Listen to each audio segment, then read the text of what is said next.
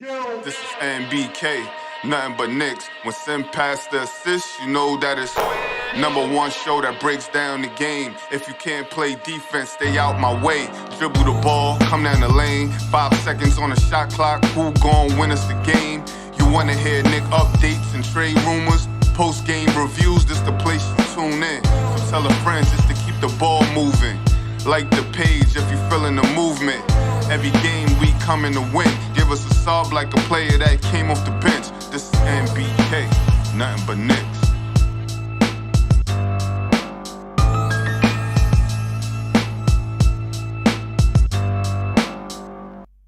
Knicks family, what's poppin'? It's your boy. Good afternoon, ladies and gentlemen, and we are here. We are ready to go. We're going to jump right in it. We're grading the players today. And look, we're trying to make sure this thing don't go on forever. So, we're going to try to be concise. Big Bubba ain't here, so he don't got to ramble on all over the place. Kev don't have to lose his top, but I think they're going to be joining us, though. So sooner or later, they're going to come in and they're going to probably lose their top. But you know what? This is what we're going to do. We're going to start right in at the top, ladies and gentlemen. Right in at the top, we're going to start off with Julius Randle. Okay, and get it out the way because we already know. That's what people want to get to. They don't care about nothing else. They want to get to Julius Randle and give him his grade. All right, so we're going to get popping. Steph, what's going on today? I'm looking forward to this episode, Sim. How you doing? Josh, Gavin, let's get it. Yeah, Josh. Salute, Sim, Queen, Gavin. Good to see everybody. Hope everyone's doing well and doing safe now that the madman is off the streets. And I'm looking forward to this episode. Let's grade them up. Yeah, let's get it. And Gavin, what's going on, man? What's good? How y'all doing? Thanks for having me back. Day 2, Sim. I'm excited to see what the comments in the chat got to say as we talk about this and see what they think of our opinions. Well, you already know. You know what I'm saying? Somebody in the chat said, we think we, whatever, we know everything. So, you know what I mean? Not in the least. That's right. Anyway, we're going to get to Julius Randle right off the bat, ladies and gentlemen. Let's go ahead and let's do it. I got his information up. And I'm going to run down some things with Julius Randle, and then we're going to get into a good discussion about Julius Randle. Okay? First of all, let's talk about his stats from last season and compare them to this season. 2020, 2021, Julius Randle averaged 24.1 points per game, 10.2 rebounds, 6 assists, 45.6 field. He shot 45.6% from the field. He shot 41.1% from the three-point line, shot 81.1% from the free throw line, and 37.6%. And he averaged 37.6 minutes. This season, 21-22, he averaged 20.1 points per game, 9.9 rebounds, 5.1 assists. He shot 41.1% from the field, which is equal to what he shot last season from three. And then from the three-point line, he shot 30.8%.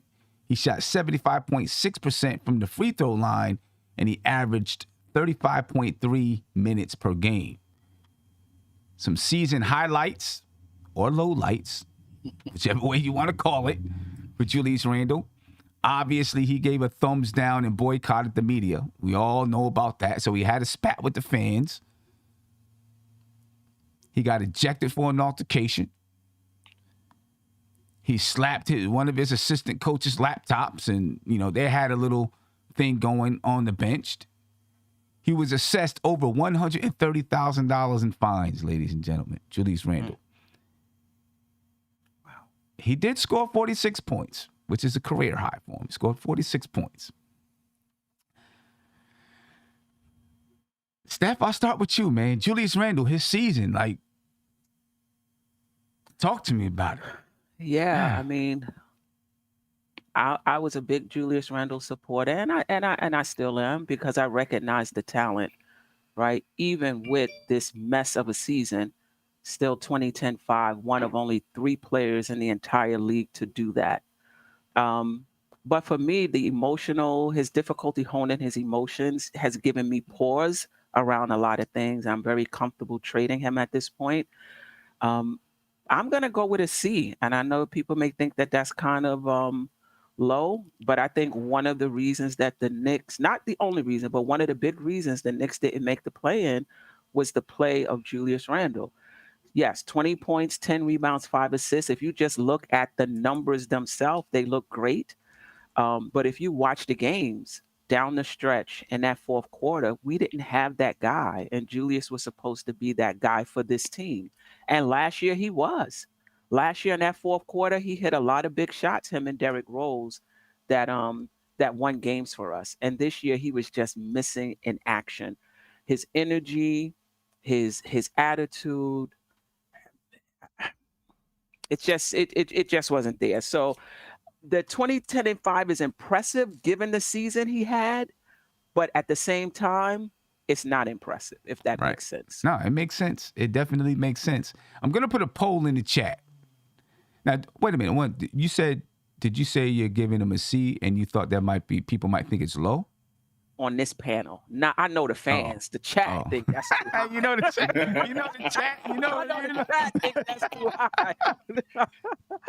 Yeah, you know what they think. All right, let me ask the panel, because I know what the chat's gonna say. Ask the panel. When I'm putting this poll in the chat, I can only put 4 different options. So should I go A, B, C, D, or should I go B, C, D, F? B, C, D, F. Right. I don't think anyone on the Knicks deserves an A. I agree. Okay, so I'm going to go B, C, D, F, so that people don't think I'm trying to avoid giving Julius Randle an F. Because, that's what we're going to get. Then I'm trying to avoid giving Julius Randle an F. You know what I'm saying? And you know what? We're going to circle back to Julius Randle, because I know people want to hear, when Cornerstone Kev comes on, they want to hear, his rant on Julius Randle. You know what I mean? So we'll circle back around to Julius Randle when some other people join us. Josh, talk to me. Julius Randle. Sim, yeah, so in the interest of full disclosure, I'm not going to give like the minus and the plus. I'm just going to go off with a straight up letter grade. Yeah. And right off the bat, I agree with Queen. I think it's a C. You mentioned all of what he's doing at the 2010-5. Only one of 3 players to do that. Still led the team, and every major offensive category. Still a major piece to this team, and I think he's still a major piece to the wins that we did have, right? But all the other stuff just kind of trumps it. The thumbs down to the fans wasn't a good look for him. The whole laptop incident, things of that nature, and just walking off the floor, just the attitude issues kind of overshadow that. Not to mention efficiency down from last season, kind of getting back to what he's been doing for his whole career. So I think a C is more appropriate for Julius Randle. That's not really what he's been doing his whole career. The 3-point shooting, but not the total field goal percentage. The 3-point shooting is about the same, but his field goal percentage is normally 47, 48%. Well, yeah, that's what I was talking about, the 3-point percentage. And I think that was a big reason why he had a most improved player last season, All-Star, is because his 3-point percentage was a little bit higher than what it is now. So you take all those factors into account. I think a C is appropriate for Julius Randle. I'm not going to scoot down to the D and the F levels, because I don't think, it was completely catastrophic, just like I mentioned yesterday. So I'm going to go with a C, and I agree with the Queen. So I'm looking in the chat right now, and I'm waiting for some people to call up. I want you to call up, because right now, 39% of the chat give him an F, 27% give him a D, 27% give him a C, and 8% give him a B.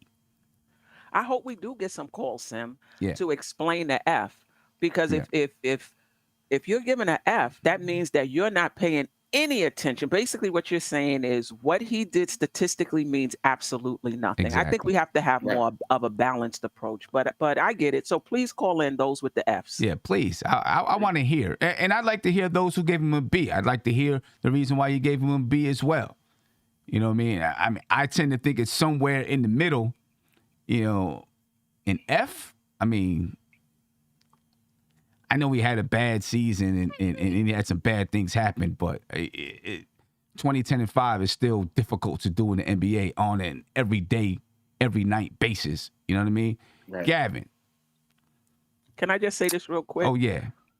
they want to dismiss the 20-10-5 all season, but Obi and his stats toward the end of the season, we shouldn't dismiss that. Right.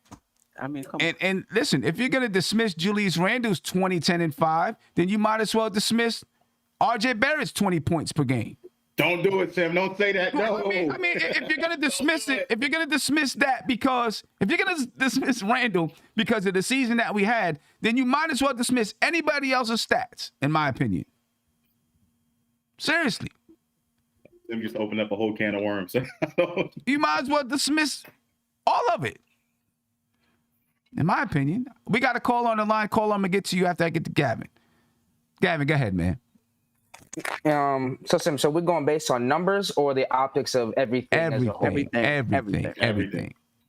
So for me, I'll give him a D+. And it's more so not statistically for me because I'm fine with the 20-10-5. That's something I can't discount.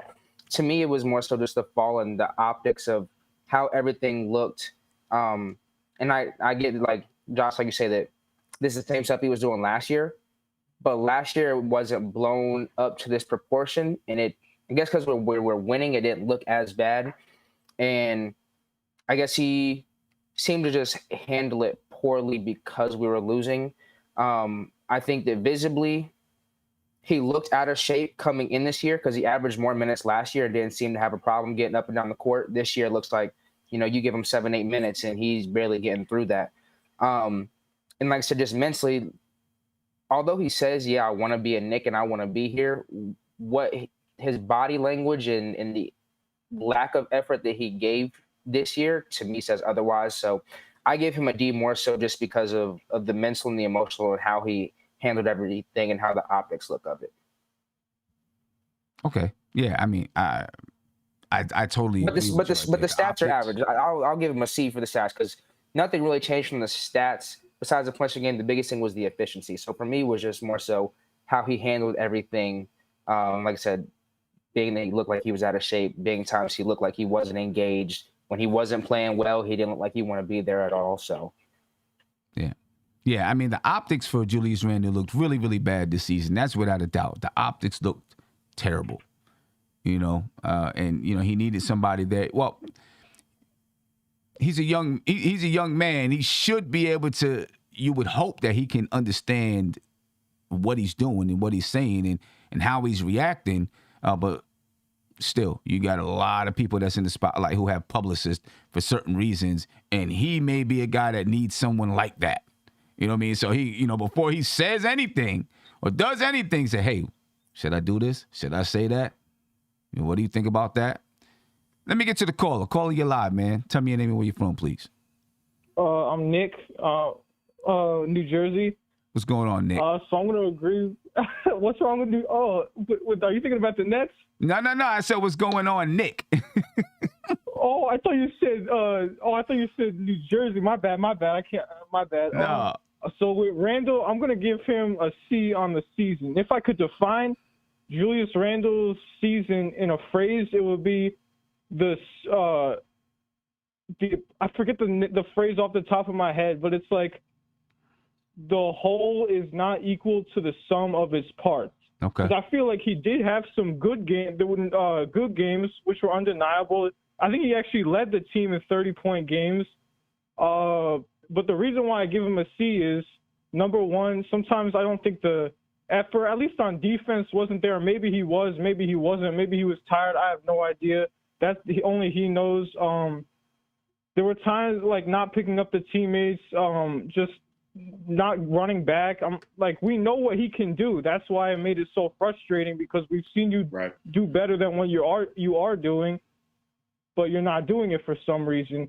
But then let me ask you guys a question. Do you think that the Knicks fans or even the media would have perceived Julius differently if February went our way when we did not blow all those 20-point leads or the double-digit leads? Like, I have some of the games pulled up. We blew the game against the Lakers, the Jazz, Portland, OKC, the Nets, and then we also blew the game in Phoenix and against the Grizzlies, and most of those were the away games. So do you think that the Knicks fans would have, I guess, liked him better if those games were won and if those games were potentially home games. Because one thing I noticed about the biggest games this year, especially the 40-point games, was all the guys except for Randle had their games had their 40-point games at MSG, and then he had his on the road. Like, I feel Randle, he played better on the road this year than at home, and I think that might have hurt him to the point where Knicks fans would view him in a different way, even when he was playing well. What do you guys think of that? I mean, you know, if the Knicks had a better February and were able to stay afloat, I think they might. I think they might have viewed him a little bit differently. You know, after everything had calmed down, you know, especially if he played well, I think they might have viewed him differently. It may have changed a few fans. I think there would have been a lot of fans that are just like, you know, I can't stand this guy whatsoever. You know what I mean? But, yeah. You know, I mean, if the Knicks made the play-in, if they made the playoffs, I think everything would have probably been forgiven, to be honest with you. You know what I mean? think mathematically, if we didn't blow all those games, we would have been at least like 37 plus. Like, we blew like 7, so that's 44 and 38. I don't know off the top of the standings off the top of my head, but we would have been above 500. Yeah. It would have been. It would have been. Probably would have been. We would have been. We could have been where in Cleveland we could have been where Cleveland was last night against Brooklyn. I mean, listen. You're 37 and 45. All the Knicks have to do is win 4 more games and they're 500, right? So, but hey, my man, Nick, I appreciate your time. Appreciate your call. You gave Julius Randle a seat. Thank you, guys. Continue up the good work. Thank you. Appreciate it. Thank you. I want to hear some other people, man. I know there's some people out there that gave him an F. I want to know what they're thinking. And those who gave him a B, I want to know what they're thinking too. I know what Big Bubba gave him an A. He told me that earlier when I was at Arby's. He was giving Julius Randle an A. You know what I'm saying? And I want to know why Big Bubba gave Julius Randle an A.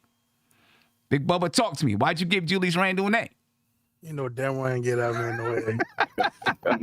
I ain't gonna lie to you, son. That food that you was ordering, I ain't gonna tell him what you had, but it sounded good. I ain't gonna tell him. So I mean, my grade is it's probably gonna be a F for Julius. You know, this is commonly probably gonna be what everybody other answer is gonna be.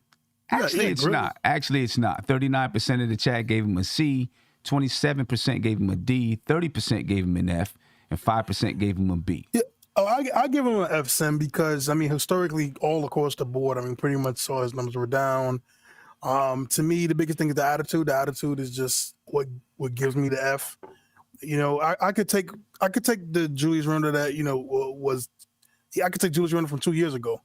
You know, but the attitude thing and just the outbursts on the sidelines with coaches, and then just picking up unnecessary texts and just, you know, I'm not even mad about the booing of the down of the fans. I would wholeheartedly in that situation. I wish he never apologized. I agree.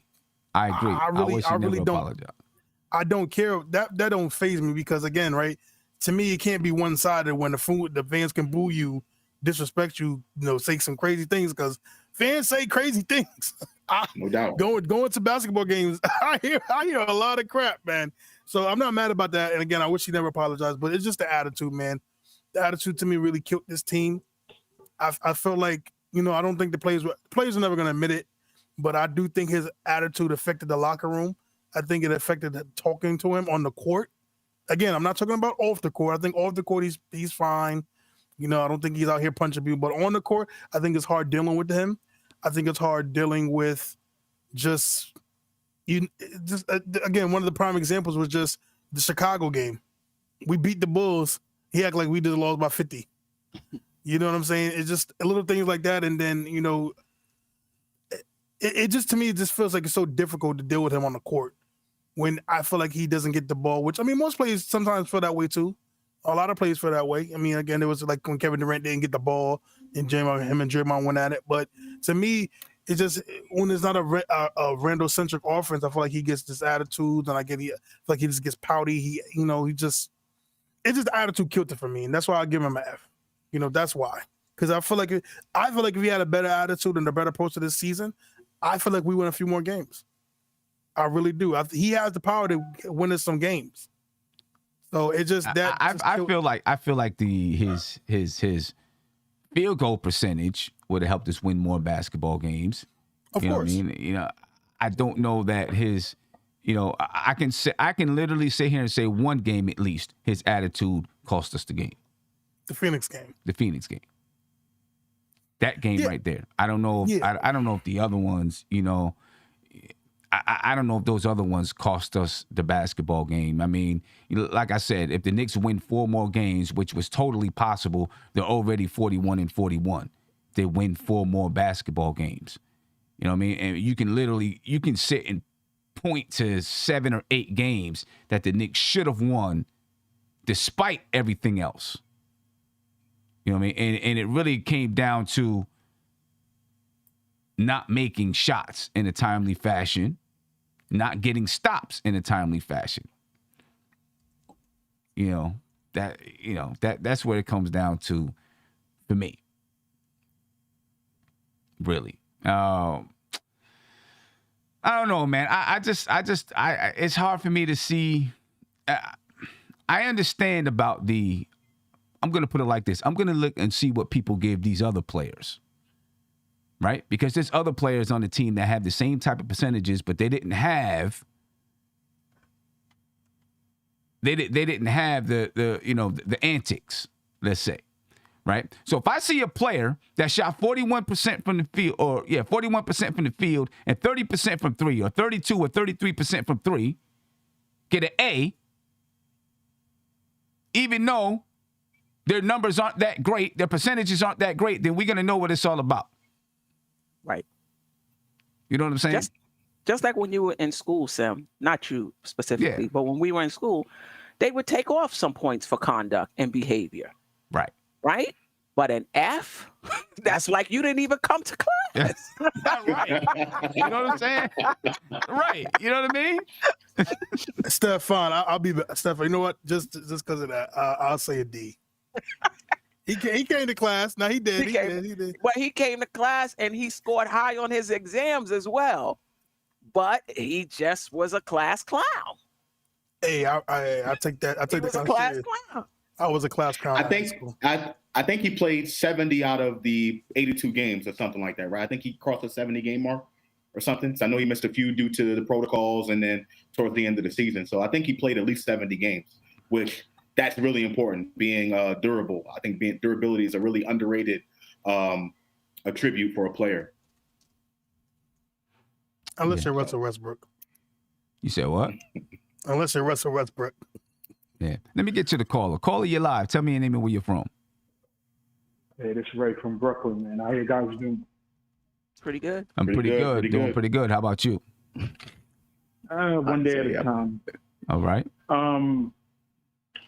I gave Randle an F, and I might have to pull it to a D, but I'm gonna stay on the F for a little while and agree with Isaiah for a couple of reasons.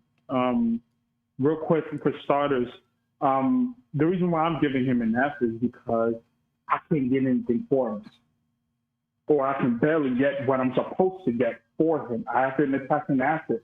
I mean, this front office management has sort of been in asset management mode, compiling picks and all this wonderful stuff, and the potential of moving off Julius Randle. I have to either take a bad contract or I got to attach a pick to him just to get off him. And the reason why I say that is because if you are a playoff team, you have an established culture. You got to think twice about bringing someone who has demonstrated, just mental disruptions. Like, you don't know if you can bring that soundly into, like, sure, the 20-10-5, you can bring that in, and you love the protection. You love the production. But what kind of player are you actually bringing in?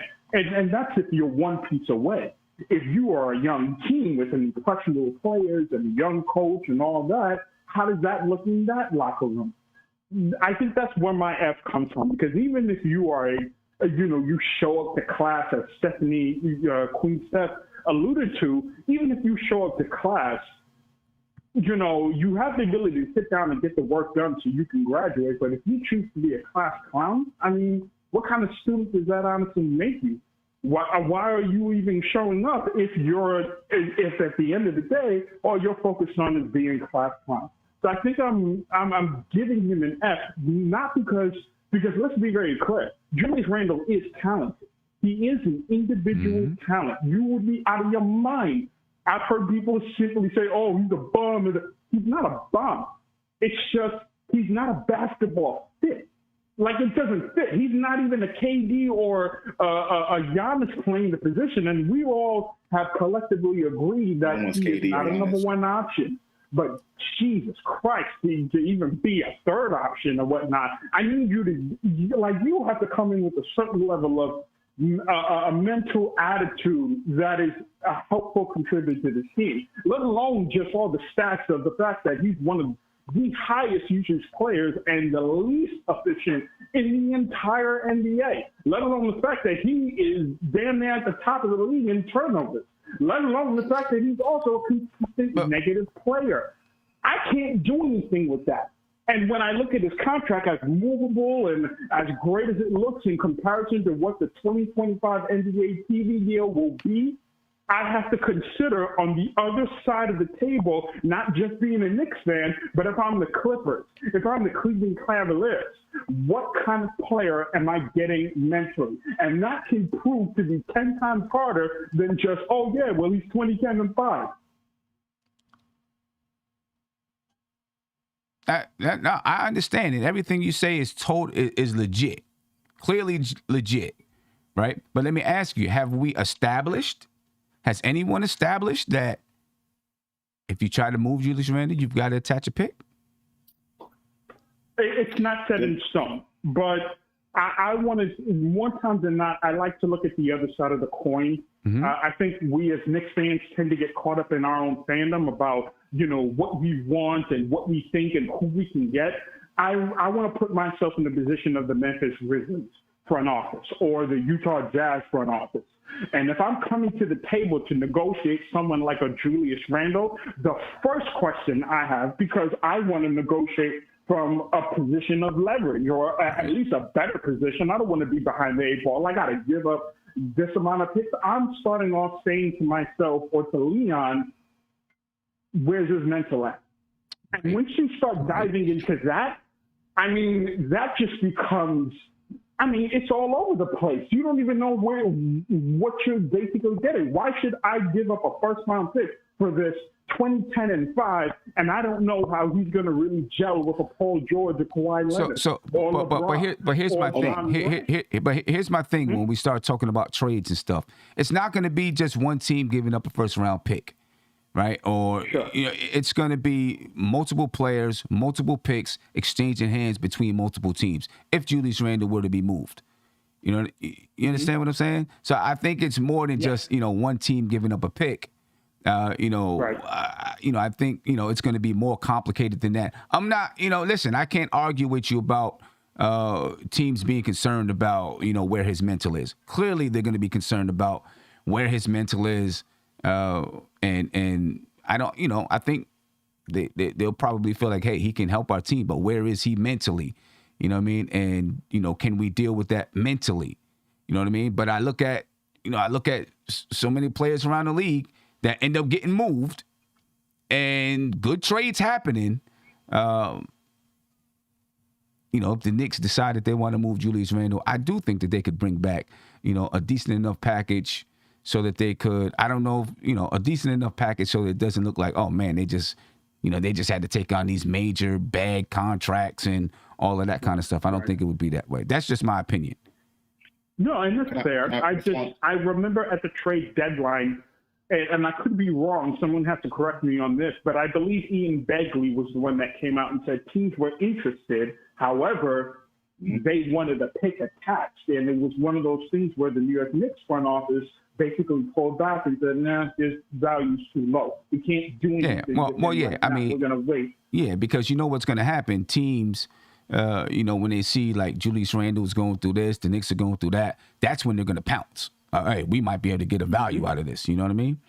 But hey, it's it's a tough situation for the Knicks, man, and also for Julius Randle. This is also an opportunity for Julius Randle, believe it or not. You know, some people will think I'm crazy, but this is an opportunity for Julius Randle to prove to himself, to prove to the league, to prove to the Knicks that he can come back strong after a very, very bad season. And not even talking about, not even talking statistics, you know what I'm saying? But just, from the antics and all of that kind of stuff, that he can rebound, that he can come back and be successful. You know, it's an opportunity. There's an opportunity here for him. We'll see if he can capitalize on it wherever he goes, wherever he is. I think there's just way too many questions and not enough answers, because in bringing Julius Randle back, if you're just talking about the basketball fit, it really doesn't work, especially if you have a Mitchell Robinson, and even looking at Tom Thibodeau's system and his philosophy, his religion is 48 minutes of rim protection. And I know we're all here clamoring. You obviously did the show yesterday about Tom Thibodeau in the front office and whatnot. But if this man is committed to who he is every which way, then I just don't see a pathway, a legitimate pathway to finding a fit for Julius Randle on this team. And I don't think it's fair. If you value his mental and emotional well-being, you would let this man go. And I think I'm in a position to see his own humanity, regardless of the antics and everything else in between, to simply look at Julius Randle and say, you know what, it's been a great run. You earned that season that you had last year. You're second All-NBA. Like you got that. I'm going to give you every bit of that because that belongs to you. You worked for it. However, this season, the one thing New York Knicks fans will not tolerate is a selective version of effort and hustle. Okay. We just won't tolerate that. Yeah. I get it, man. I get it. Many valid points. Many valid points. But hey, I'm gonna let you rock. You got a long show. We got a serious show here. You know what I mean? So I appreciate your time. Appreciate your call. And we can get to some other people and see what they think about Julius Randle. All right, appreciate your time, man. Yo, y'all grab the water. Y'all get some tissues. It's gonna be a long show. I'm telling you. Appreciate it, man. Appreciate it. Real quick, I just want to address something. Like, it sounded to me like Julius Randle can't fit on any team or any situation, and that's the part I totally disagree with. When you say that Julius Randle, he's going to require a team to give away first-round picks or to acquire a first-round pick in order to take on Julius Randle's contract, I don't think any team is going to the bargaining table saying, because Julius Randle acts the way he does, I'm going to want a first-round pick. I don't think that's the way it goes, right? He said that Julius Randle is one of the highest usage players in the NBA. Julius Randle 17th in the NBA in usage, right? So that's not true, right? And if you have the ball a lot, or if you have, a good enough usage, you will turn the ball over. That's just the way the NBA works, all right? Russell Westbrook had an albatross of a contract, has personality issues, all of that. He got traded 3 times after signing a $200 million contract. 3 times. So this notion that Julius Randle's untradeable, that he can't fit with another team in another situation, I totally don't agree with it. It's been going on throughout the league for a long time. Someone will take a chance on Julius Randle. They will. No doubt about it. Cornerstone Kev. Grumpy. You come in grumpy. I mean, you come in grumpy. Jeez. What's going on, man? Talk to us. Julius Randle, your grade. Come on. Well, first, salute to. Well, first, I think you got to go in and adjust your mic and stuff like that, because you sound like you're talking from a spaceship. All right, so you got to check that stuff before you come in, Cornerstone. You know how I am, and you know what I do. And so you got to make sure it's together right now in the chat, ladies and gentlemen. I'm going to get to a phone call while Cornerstone gets his stuff together. You know what I'm saying? I'm tedious with it. Calling you live. Talk to me. What's going on? This is Isaac from Tuxedo. What's going on, man? Talk to me about Julius Randle. Yeah, Julius. Every time that name is said, man. Julius got an F from me as well. And look, I understand he has some decent numbers. I'm not discredited. Well, actually, I guess I am discrediting the numbers, because from what I've seen this year, Julius did everything wrong. As a teammate, I thought he was selfish. I thought he was a bad teammate. I know some people try to say he wasn't jealous or whatever. I don't know if he's jealous or not, but he definitely didn't handle it well. I mean, I'd give you $1 for every time you could show me Julius Randle running to his teammate to pick him up after he fell from a hard foul. You know what I mean? I never seen him do that. I've seen RJ and them doing it. I've seen Obi and them doing it. Don't see Julius. Julius, if something didn't go his way, he just walks the other way. They even won the game, and he threw the ball, ran the clock out, threw the ball, and just walked off as the rest of the team is celebrating. So you could drop the points and the numbers, but if you don't contribute to a winning culture, to a team culture, then really, and it's not like his production got us to the playoffs. You know, that could be forgiven if you win in games, but when you lose it and you got the sour attitude like that and you're not being a good teammate, it's F. Can't give them nothing better than that. I mean, you know, listen, I agree. I agree with the, you know, with the sour attitude. We can only see what's going on the court. We don't know what's going on in the locker room. You know what I mean? So I don't want to, you know, I don't know if we can speculate, you know, and the reason why I'm bringing that up is because you're talking about, you know, a bad culture or not. You know, you can have a good culture and have someone who's, you know, just, you know, going through something at the time. Doesn't mean that your culture is bad and that person hasn't contributed to a good culture, because you don't know what they're doing in the locker room. I'm not saying that the culture is bad necessarily. I'm just saying he's not contributing to a good culture because of his attitude and what he displays on the court. Okay, you know, if you remember, one of the biggest things when you saw, like, of course, the Knicks are not a championship team right now as far as talent-wise. But look at, for example, when they had started to build that winning culture back in Cleveland, when LeBron came back. And the one thing, the picture that the GM had saved in his office was them all four guys running to help pick up the one guy. You know, you got to have habits like that contribute. Every time, even when he would pass the ball, he passed the ball late. It was reluctant. Like, he didn't really want to get rid of it, but he knew he had to. And so all of that contributed to us losing games.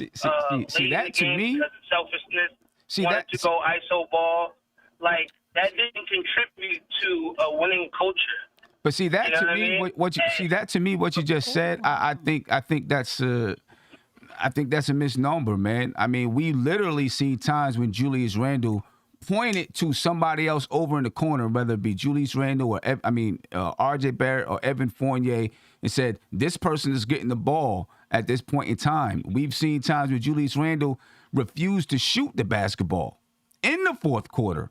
You know what I'm saying? So yes. I don't think he only passed. That's still selfish, though, because he just did that just to prove a point. No. See that? No, he didn't do it to prove a point. He did it because he wasn't confident in his game.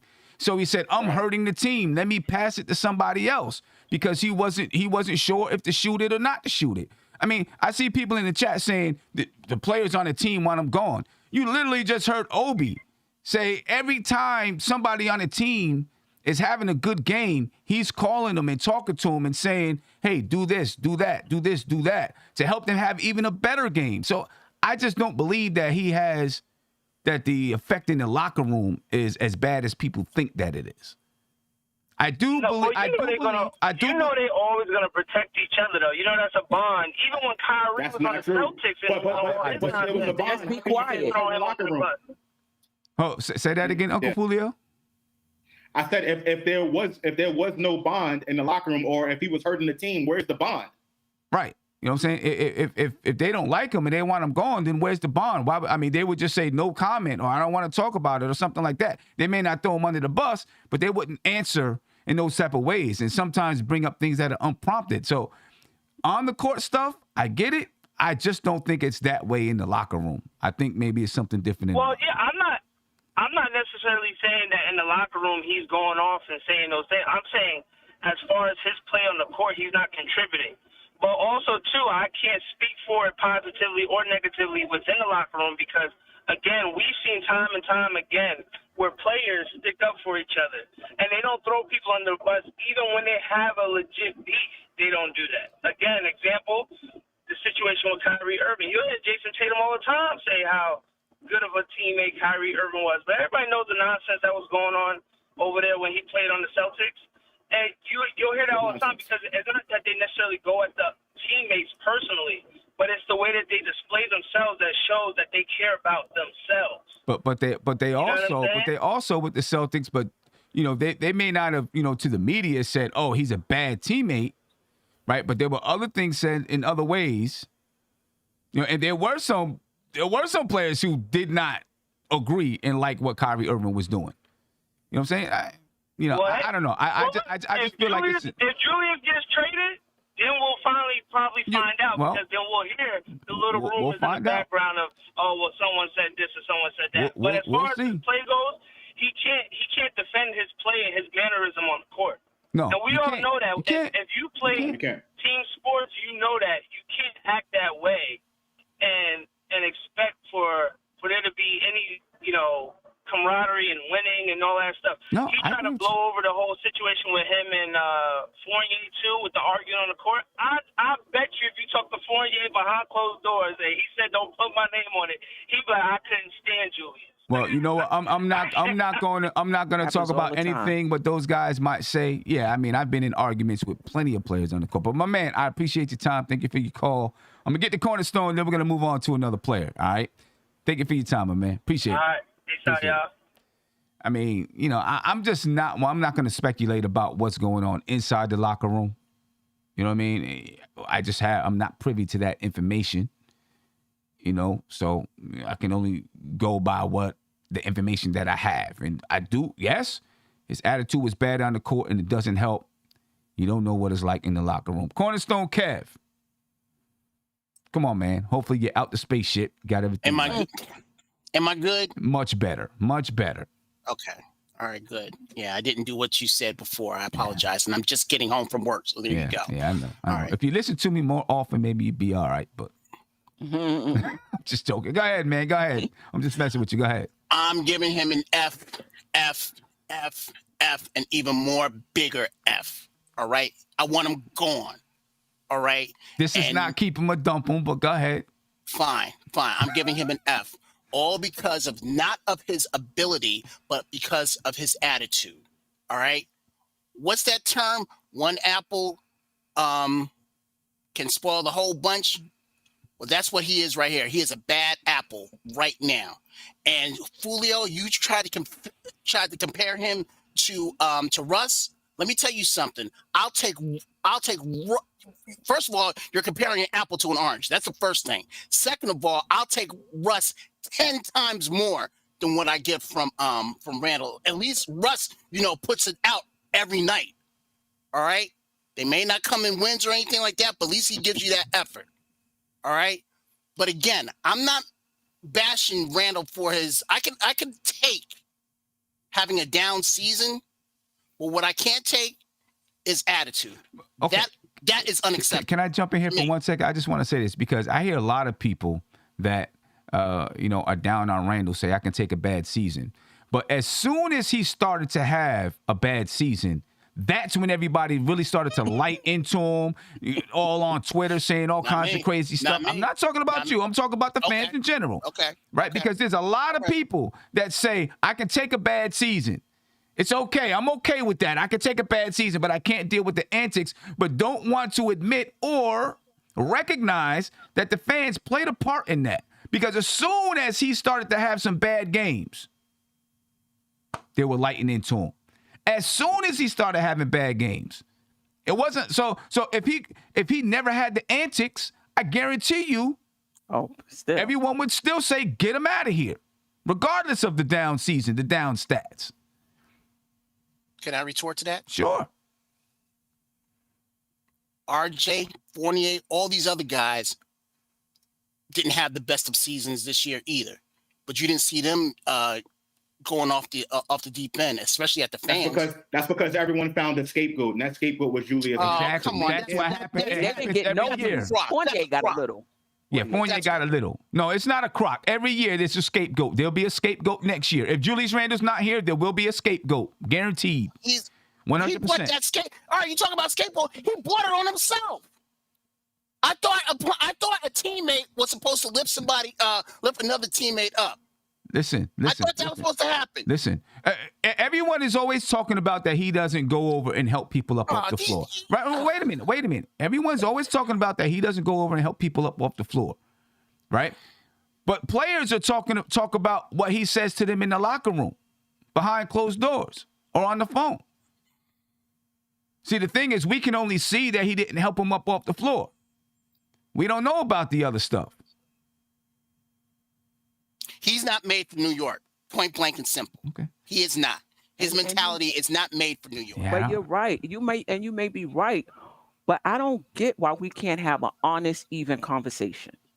A F, like you just gonna discount his stats altogether. I get it, bringing his grade down, but you're just gonna discount it and just give him an F. Like I just don't get it with this fan base. And listen, I'm not making apologies for Randle's behavior. Because of that is why I changed and said, if we trade Randle, I'm good with it. I'm good with it because he's not somebody, just from what I'm seeing this year, that you're going to be able to count on when things get tough because he doesn't seem to handle it. So I'm on board with the fans as far as that's concerned. But man, oh man, so what, Theo Pinson would get an A? Because he had his pom-poms and he was helping people up and whatever. He didn't score not 1 point to help the team, but he would get an A? I mean, come on, we got to find a middle ground here. Yeah. When you have a supposed leader of the team to show what he did, that's a problem for me. We're not saying it's not a problem. Maybe he's not a leader. F. We're not saying it's not a problem. It is a problem. It's a problem for all of us. Yeah. It's a problem. It's a problem. I just don't think it equates to an F. But anyway, we're going to move on from Julius Randle because we could probably go on for eons about Julius Randle. And I appreciate you holding. I appreciate you holding out for me. I appreciate it. We can move on. Yeah, I mean, we got our own Julius Randle right here on the panel. You know what I mean? You never know when Kevin's about to go off. Okay. But you know, we ain't kicking him off the team. We still like him. I thought you were talking about Isaiah. You know, I mean, listen, we still that's Kemba Walker. We still like him. You know what I mean? We not mad at him behind the scenes or anything like that. But you know, every once in a while he gets upset, cuts me off, takes over the show, all that kind of stuff. You know what I mean? But you can't cut him off. I'm listening yesterday. He's like, oh, don't cut me off. Let me finish. Right. I'm like, right. Queen, I thought I was in the House of Representatives. That's what yeah. I'm sorry. But anyway, the accumulative score for Julius Randle is a D+. After taking everything together, you know, and basically I'm taking, like, if you got a C, it's a 75. You know, if someone gave like a D, a D+ or whatever, you know, it'd be like a 68. So his score ended up being 69. That's taking the chat, that's taking everybody's score and putting it together. Ends up being a D+ for Julius Randle for this season. All right. So I guess that ends up being, you know, kind of fair. It's close to a C. Right? Guess it ends up being kind of fair. Let's move on to RJ Barrett. All right. RJ Barrett. This last year, 2020, 2021, 17.6 points per game, 5.8 rebounds, 3 assists. He shot 44.1% from the field. He shot 40.1% from the three-point line, 74.6% from the free throw line, and 34.9 minutes per game. This season, he averaged 20 points per game. And believe it or not, his rebounding and assist numbers are exactly the same as last year, 5.8 and 3.0. He shot 40.8% from the field, and he shot 34.2% from the three-point line. He shot 71.4% from the free throw line, and he shot 34.5. He averaged 34.5 minutes per game. All right, so his shooting numbers are down across the board. He's just taking more shots. That's the reason why he averaged 20 points, because he's taking more shots. All right, a couple of season highlights for RJ. He had his career high in scoring. He scored 46 points in one game, which is his career high. All right, he became the team focal point. And after 2022, he led the team in scoring. All right, those are your numbers for RJ Barrett this season. You know, so, you know, let's see what people say, about his, his grade for this season. Steph, I'm gonna start with you.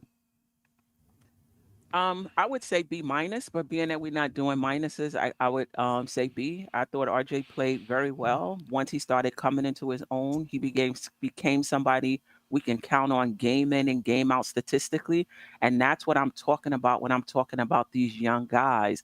Like, who can you count on game in and game out? And RJ became that for us. He got better over time in terms of his finishing at the rim. Finishing with his right hand, right side, left side, and just very, very confident. So I would give him a B minus. I'd like to see him work on that mid range in the summertime. I'd like to see if we do move on from Julius, will he be able to sustain us in a similar way as the number one option? But I would say B minus for RJ. The efficiency is something that has to get better, but I'll say B minus. Okay, and I forgot to mention up here the game winner. Forgot to put that up there. The game winner off the backboard. Awesome. That's I think that was the first one of his career, right? Yeah, I believe so. Yeah, first one of his career, big time. Big time. Even though it was off the backboard, I don't care. Big time shot. Uncle Fulio. I'm going to agree with Queen here, and I'm going to go with a B. A lot of stuff that I was asking for RJ Barrett to do early on in his career, as far as taking over, that aggressive mentality, using both hands, finishing well around the rim, he's definitely improved that. But the big thing for me is just the mentality and the aggressive mentality, taking the opportunities that he has with them, seeing mismatches on the floor. He's done that a lot. And I think the thing that's separating him from that A status is the efficiency. If he can get the efficiency up there, I'm talking about above 45% from the field, above or close to 40% from three, I think we're talking about an A player. I think that's what's separating him from the rest of those young players in the NBA, like those young budding superstar kind of players, right? But the efficiency is the only thing that's stopping me from giving him an A. But everything else he's been improved on. Just the efficiency, we got to get better with that. But I like the fact that he's stepped up as, that guy that can be able to show up every single night. And be aggressive. I mean, just take over a game. That's the part that I really like about RJ, and that's the reason why I'm giving him a B. Okay, all right. I would say add closing to that. Efficiency and closing. Right? Because when you think about those young guys, Donovan Mitchells or whatever, a lot of their baskets come in those clutch parts of the game. Yeah, okay. And I just put in the chat, ladies and gentlemen, a poll. All right, A, B, C, D for RJ. All right, what do you think his grade is? Gavin, talk to me, man. For me, it's short. I'm gonna go the same thing with a B. And Quinn, you and Josh pretty much touched on the same thing. The biggest thing was seeing the mentality from last year and attacking the rim and playing a lot more downhill. Seeing last year he was a little more passive. The thing that I was very sad about was the free throw shooting. I thought it was honestly dropped lower than what it was from last year, but there were just some games where his free throw shooting was terrible. And we see how free throw shooting played into a lot of those Knicks losses that were close games, as far as playing with leads, trying to come back or hold leads. And then the efficiency around the rim especially wasn't the best. And I think there was still some games where he's still forcing it a little bit. But overall, I think he took the much needed jump that he needed from last year. And I think, like Josh said, once he gets that efficiency up, especially around the rim, I think that puts him into that A range. Okay. All right. So far in the chat, 15% give him a A, 67% give him a B, 15% give him a C, and 2% give him a D. Cornerstone. I'm giving him a B, only because he would get an A from me if he would have hit his free throws. I like the progression that he has done in year 3, all across the board. The only thing that I need him to do is just, work on his free throws. It seems like the team is recognizing him as the true leader of this team. So that's the reason why I'm going to give him a B right now. And again, it would have been an A if he would have hit his free throws. Just the free throws? It. Just the free throws. Just the free throws. That's it. So Everything because he took on the mantle of trying to defend the best player on the other team. He took on that mantle, and for the most, sometimes he came up short, but sometimes he held his own. The reason why I ask you that is because his field goal percentage dropped from 44 to 40. From 44.1 to 40.8. So it's just the free throws. His free throw percentage dropped 3%, but the free throws is the only thing that for you would bring him to an A. That's the only thing for me. It could be for anybody else. I mean, you could talk about his field goal percentage, whatever. For me, it's just his free throws. That's it. That's it. Okay. Kev, stop. Hey, Kemba, please. Really, Kemba? Really, Kemba? I mean, and I'm not trying to say anything bad about RJ. It's really about I'm not understanding. It's just the free throws that would bring it to an A. It's really free throws. That's it. That's it. That is it for me. So you don't want him to shoot. This is me. So you don't care if he shoots 41%. He will get better. It's only it's year. How do you know that? But all I know. No. I'm just because he's back to his year one levels. Yeah, Kev, I'm just asking. You're saying that's the I only thing that would have brought asking, to an but A. then you got Ant-Man over here. You see what I'm talking about? We have our own Julius Randle. We have our own. He started it. He started it. Yeah. Yes, would I like to see his field goal percentage get higher and everything, be more efficient? Yes, of course. Okay. No, you didn't say that. You didn't say that. Okay, fine then. But the one thing for me is his freaking free throws. Okay, all right. And that's going across the board. All right, cool. All right. And that's why he's getting a B from me. All right. Let me ask you one more question before I go to Big Bubba. How old is he?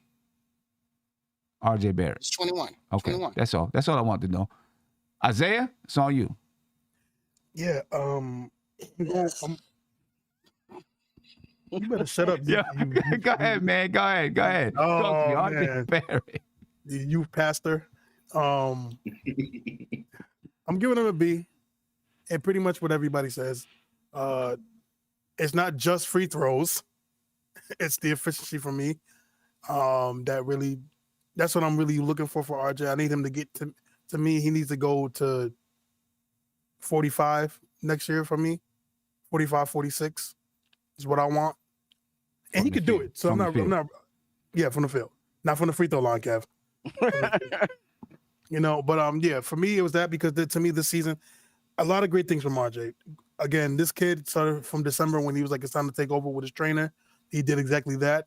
He became I think he became a way better leader. I think that's the thing that we overlooked this season. That I thought he became a real great leader especially for these young, as a young man himself, to be looked at as a leader with these young kids. That was big for me. You got dudes like Obi Toppin, who's older than him, looking up to RJ. I think that shows values of who he is as a man and as a leader. Again, just his taking over ability. Again, 46 against the Miami Heat, game winner against Boston, which can't ask for anything better than that. He got terrible that game. But. Yeah, that's the funny thing is he did shoot terrible, but he made it when it counted. He was shooting terrible leading up to that game. Yeah, but he made it when it counted. He needed that. Yeah, he made it up. Did. If he wasn't shooting terrible, he probably wouldn't have made it because he knocked it in off the backboard. I know that's he didn't true. bank it. But anyway, he did it. Yeah. Also, too, his defense. I thought that was an underrated thing. He wanted to accept the challenge of being a two-way player, and he accepted it. Did he do great? There were moments where he didn't do good, but again, you're not gonna beat the best players in the world. You can slow them down. Yeah. I seen this kid match up against James Harden in person. He went head to head with James Harden stat wise and did what he had to do. I seen him, man. I see the growth of this kid. Let me ask you this. We're talking about his growth, right? And we're talking about the points per game and all of that. But he's averaging 20. He's taking a lot more shots this season than in previous years, and he had to because he shot less, a lower percentage from the field. Because I see JJ in the chat is asking where exactly did he develop. So did his points come simply because he shot more? Right here. Right? or is it really the upstairs, the big part? Because his game, it's hard to say that he scored more at the rim. I feel like he scored more at the rim than in previous years, but it's hard to say because he only shot 40.8% from the field, right? But it feels to me like he scored more at the basket. He was better at the basket. And, I would have to really look at those numbers. So is it really just upstairs, the mental, that's really making him have that much of a better season? Because statistically, you can say he really didn't have a better season statistically, because in 2021, he averaged 17.6 points per game on way better shooting. This year, he averaged 20, but on way worse shooting. So statistically, I don't really know if he had a better year, but mentally, there's a big difference. So this is why I say he had a better year than. This is why I would say he had a better year than last year. It was because RJ Barrett played a role of pretty much a catch and shoot kind of guy, of a standstill shooter. And, he had his occasional 25-point games, 20, he had a couple of 30 points. But this season, for me, he just looked, I had more confident that RJ was going to score and that nobody can really guard him this season than I was the previous season, because I just think I think RJ realized that, nobody can guard me. I'm strong. He believed that. He believed it. That's why you believed it, because he believed it. In his mind and his soul, he believed that he can take over. Yeah. And again, I think that's what the big thing was for. I also think he didn't want to step on toes. I think he was ready to take over. Especially again, I'm gonna go back to when he said to his trainer that it's time to take over. I think he recognized that, hey, Julius Randle isn't playing that good. Somebody has to step up. It has to be me. You know what I'm saying? I really believe that was his mentality. Someone has to step up, and it's going to be me. I think, I believe that the mentality that he has, that, I'm tired of them talking about Ja and Zion like it was just a two-man draft. I'm tired of them not putting me on these 25 and lower lists. I know Gavin's pissed off about that. Desmond Bain. Oh, Lord, here we go. We're not going to do that. But, no, man, it just I believe he's tired of the disrespect. Okay. I really do. Right. I think he's tired of it. Let me get to the phone call here. All right, take a couple of phone calls on RJ Barrett. We're talking about RJ Barrett. All right. Actually, I'll do a super chat and then we'll get to the phone call. Trav B. Ryan, he was going back to Randle. He said Julius Randle was one of the creators of the said winning culture that the caller was talking about. That's another conversation to have. We can circle back to that, a little bit later if we have some time. But let me get to the caller. Caller, you're live. Tell me your name and where you're from, please. Yeah, this Dom's and Knicks, man. How y'all doing? I'm good, brother. How you feeling? I'm all right. I can't complain. It's ugly we not in the play-in or the playoffs, but it's all right. Yeah. We on RJ Barrett, man. All right, RJ, I give him a B. I like what I've seen out of RJ. I heard the super chat when the guy was like, what was his development? Mm-hmm. His ball handling skills is way better than it was in the previous years. Okay. Mm-hmm. He gets to the rim off dribble like he hasn't before. Before it was, he would have to have a straight run or he could do one move and get in there. Now his ball handling skills is way better. He's getting to the cut way easier than before. So that's one of the things that I saw from him, ball handling. He's shooting off the dribble better. Still not where it needs to be, but he is shooting off the dribble better. I would give him a B. Basically, I grade my people on a curve. I don't grade him like, all right, he didn't drop 40 this year, so he didn't have a good year. I grade him on a curve. Mm-hmm. I go into it like, all right, so he was supposed to do. I came into it like, all right, I had him doing this, and then he ended up doing this. Right. So I had him. I think I thought he would have probably 22, 23 points a game this year, and would be a little better field goal percentage wise. So that's why I knocked him down. But I got him at a B. Okay, all right. That's and that's fair. And the best thing to do is to grade these guys against themselves, right? And what the expectations they had for themselves, coming into the season, and all of that. What they did versus last year. That's the best way to do it because, you can't compare him to Randle, right? Because, exactly, and I think that's why a lot of people got Randle at an F. I can't go F with the numbers. I just can't. It's hard. I understand it. I can't go F. You know what I mean? But I think that's what it is. Randle came in. He's supposed to have been a leader. He's supposed to, take a next step as far as leadership goes. Right. The stats, I did feel like they would dip a little bit, but still something similar. And it went the opposite way. Yeah. It went. Can't go F though.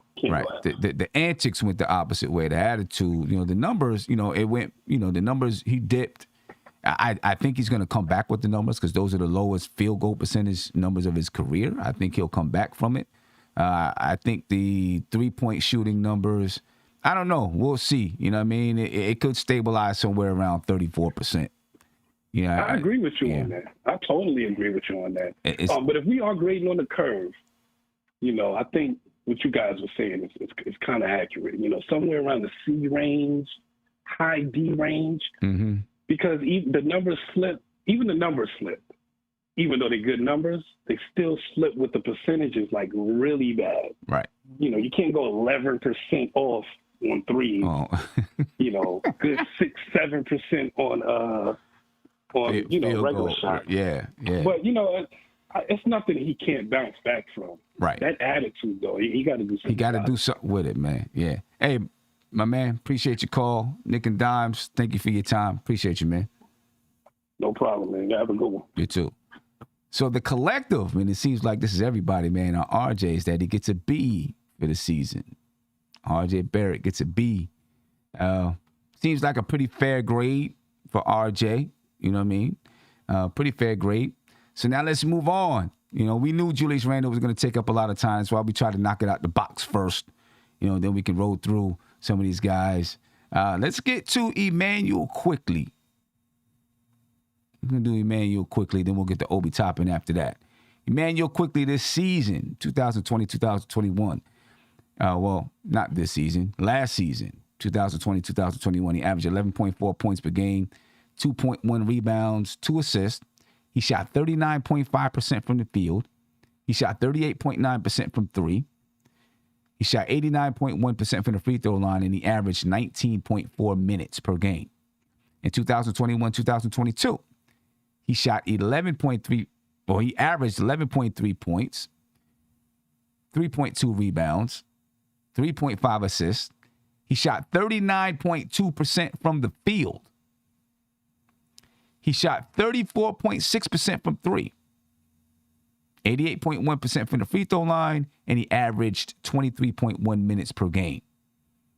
Emmanuel quickly, ladies and gentlemen. Season highlights. Career high in scoring and assists. He had 2 triple-doubles in the last 5 games. He showed some signs of running a team. His last 5 games, he averaged 20 points, 8.8 assists, 7.2 rebounds. He shot 40.9% from the field and 35.7% from three. Over 2 seasons, Emmanuel quickly has not been an efficient shooter whatsoever. He's showing some signs, doing some good things, but his shooting, man. Steph, your thoughts on Emmanuel quickly? Yeah, I'm gonna grade him up. I'm gonna say a B, and I think partly because he was asked out of necessity to play a position that he didn't come in, I would think, expecting to play. He was our spark plug off the bench. We had 2 guards went down, and now they expected him to play the point guard position, at least with the second team. I thought as time went on, his decision-making got better. His playmaking got better. His poor shooting got better. Still there. I'm going to go B with quickly. B minus.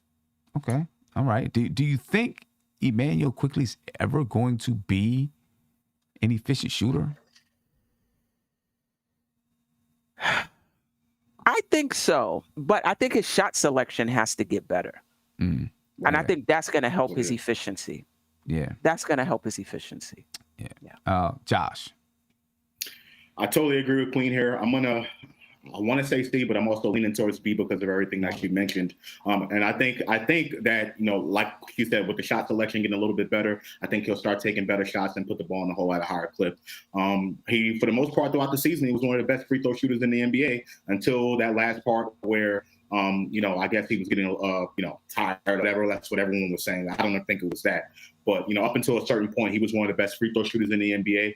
He went through a tough stretch during the season when he wasn't shooting the ball great at all, right? Still had limited point guard skills. And then towards the end, he started to pick that up. So just because he showed some improvement in all those categories, with the exception of shooting, I'm going to go with a B. But it's leaning towards the C. I don't want to say B- or anything like that because it's a waste. But I'm leaning towards B for him right now. Okay. Gavin? Yeah, I'm gonna give Quick a C. To me, most of the season was mediocre for him.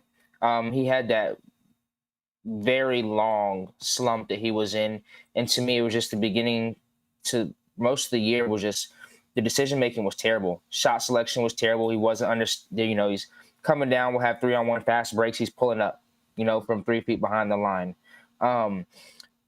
But I give him a C because I think towards the end he really turned it around and started to play a lot more consistent, and you could see it in his play once the game slowed down for him and he picked his spots better. He was knowing when to turn it off, when to turn it on, and he just got better at decision making. I think that's why obviously we saw a better style of play. But for me, I think the one thing that I want to see from Quick a lot more is shooting off the dribble in the mid-range and getting to the basket and finishing a rim a lot more, not necessarily just, with the floaters, because I just think there was a lot of possessions this year where Quick will drive in all the way to the basket and then pull it all the way back out instead of just going up, getting the foul, looking for the contact, So for me, those are the two biggest things that I want to see. Like I said, I definitely want to see a lot more because the floater is great. So I know that his mid-range game has a potential to be on that level too. And then, like I said, I think you'll get a lot more production out of him as well if he doesn't always settle for the 3 or the catch and shoot 3, and gets to the line a lot more like he was in the latter half of the season. Okay. All right. Kev. Can't hear you, Kev. Can't hear you. Yeah, I'm going to give him a B as well. I agree a lot with what Gavin was saying. I think it was an adjustment for him to get used to the new rules. I mean, well, not the new rules, but not the refs not making that call. When he would shoot and hoping to get fouled and everything, they weren't making that call for him. So I think it was just an adjustment for him. And once he got adjusted, he was able to find it be a little bit more efficient towards the end. I also think a little bit. Is there ever going to be a time you agree with me? I'm just saying a little bit. The last 5 games, he shot 41% from the field and 35.7% from the 3-point line. He shot 39.2%. He shot 39.2% for the season from the field and 34.6% for the season from the 3-point line. So it ticked up a little bit. Okay. Did you see any time towards the end those point guard tendencies? I did, yeah. In him? I did, yes. Okay, yeah. Because I truly believe that he can be a starting point guard in the NBA. I think he could be at some point. At some point, yes, at some point. All he has to do is just keep driving, and good things are going to come for him. And I'm glad we have him. And again, I want to give him a B. Giving him a B. All right. And so far in the chat, looks like the chat is giving him a B. Right? 5% of the people gave him an A. 64% gave him a B. 29% gave him a C, and 2% gave him a D. I don't know who those 2% are. Yeah, I don't know. Somebody a D. Probably Sherman or somebody like that. He just calls in there. Isaiah, go ahead, man. Hey, Sam, real quick. I love that how Gavin was all, I played golf last night. I had a nice polo on. Now he look like an island boy. So that He look better than you. You got to know how to switch it up. You look better. You look better than. Don't even worry about it, man. Don't even worry about it. Okay, that's all that matters. No, so I'm gonna go with C plus. I'm gonna go with C plus. Because we can't do, for all the good he's done the last, probably since March, like going on to March, he can't really, I'll go February, like late February to up until April. That stretch though, that stretch was something else, man. I'm still stuck on the play where he had a fast break and pulled back the freaking three. I said, son, yo, it wasn't just that. Part of that was Obi's. Was it Obi? Somebody. Part of that was somebody else's fault because they didn't run the lane the right way, or it did something else, or he pulled it back out. But listen. I don't think he pulled it out to shoot it. I think he pulled it out, and then like, oh, I'm open. Shoot it. You understand what I'm saying? That's what I think. I know. But sometimes, man, the way I'm like, yo, Top They're gonna lose that little bit of hair he got left on that top, man. He gonna lose it. No, I mean, good. Look, right. Yeah, that just long stretches. That long stretch, man, it killed it. Because otherwise, it could have been a B plus to A. The last couple weeks, we definitely seen the point guard like skills. Yeah, let's make it clear. Point guard. I like that. Skills. Yeah. What's, to be honest with you though, Sim, the biggest thing for IQ to get his efficiency up is to get stronger. I still think in the back of his mind, me personally, I think in the back of his mind, I think he's still scared to really get deep into the paint and do what he has to do. I believe that if he got stronger, I believe he can bump. If he gets, and this is me, if he can get stronger, I don't think he's gonna keep. I'm lying. He's gonna keep jacking up those crazy. Yeah, shots. he is. But listen. Just like Steph used to always say, as soon as IQ makes one shot, three or four of them is coming, and they coming. Yeah. No, they definitely coming. Mm-hmm. But I will say this though, Sam. If he gets stronger, if he puts on, and this is reasonable, if he puts on 7 to 8 pounds of muscle, mm-hmm. I think that will help him out. I agree. Isaiah, I have to ask you a question. Anybody else can answer this as well. So why are you gonna ask me the question? That was for everybody. Just say for everybody. Go ahead. When does it become a detriment when you're talking about adding weight to your body? Well, that's why I said realistically. Depends on the player. Yeah, because you look at somebody like Mitch Robinson. He said he put on all this weight and everything, and then he had a really slow time getting himself together towards in the beginning and middle of the season. So that's why I'm asking that question. Well, here's the thing, right? Well, okay, go ahead, Josh. Well, I was going to say real quick, it depends on the person and the type of body we're talking about. Mitch is a naturally ectomorphic kind of body, very skinny, very slim. So putting on weight for him, that was a $2 word. It's not this natural.